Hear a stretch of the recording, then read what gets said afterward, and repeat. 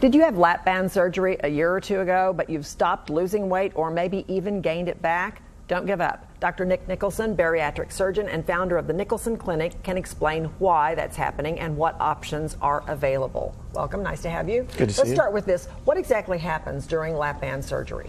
Okay, with a lap band surgery, it's 5 small incisions, takes about 25-30 minutes. Most people go home the same day. We're essentially placing an adjustable balloon that works basically like a belt around the top of the stomach.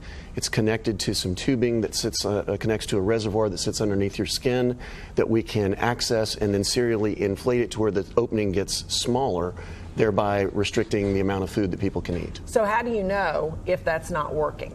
Well, a lot of people may find that their lap band can shift over time, and so a lot of people will experience difficulty swallowing or reflux, getting food stuck, nausea, vomiting, at which point, you know, the majority, when we find this in reality, about 50% of lap bands need some revision over the course of their lifespan. I didn't realize that. That's interesting. So what are some of the options then if you have that happen to help? Well, you know, first of all, it ought to be evaluated. A lot of that we can check in the office to see whether it's in the appropriate position, the appropriate angle. Is it too tight? Is it too loose?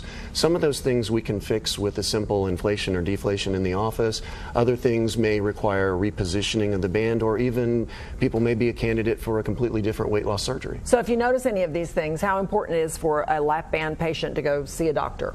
Well, you know, a normal lap band should not be causing people nausea, vomiting, or getting things stuck. And people, even if you're doing quite well with your lap band, you need to be followed because there are appropriate nutritional requirements. We need to follow your vitamins and minerals. And really, bottom line, people still focus on, well, if I'm losing weight, everything's fine. That's not what it's really about. We're still trying to cure your diabetes and improve your joint pain and all the things that go with being overweight. And I guess the thing to say here is that you said it's just like a lot of other surgeries, whether it's breast implants or maybe a hip replacement or whatever. Lap bands, like everything else, 50% of them or so need to be checked on. They can wear out. They can have mechanical problems. And I did not realize that. So how long is the typical, would you say, when you typically see an issue come up? Is it after a year, 2 years? Is there a thing to look for? Yeah, most people are going to start if they're going to have problems, they'll start having problems around 2 to 3 years, whether that's failure to lose weight or whether they're having problems, just difficulty swallowing and getting things stuck. Okay, all right. So important for some people, how much does it cost and does insurance cover it? Well, actually, the good news is insurance covers the majority of these things, and so a lot of people may only be out of pocket their deductible, and obviously in this day and age that varies. Okay, important stuff for anybody who has that kind of surgery. Thanks for coming in. Thanks for having me. People the alert on that.